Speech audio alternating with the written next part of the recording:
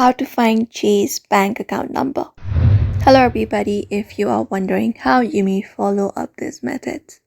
So for that, you may open up your Chase application on your screen first and you should be finding this interface.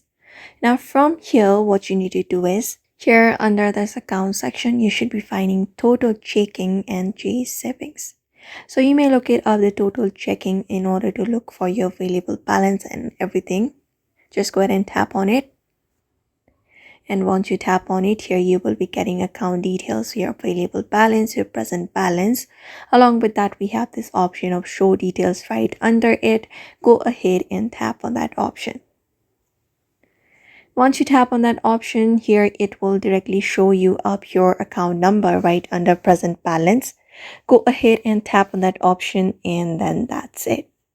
Here right under present balance, you can find your account number. You may go ahead and look it up and that should do it.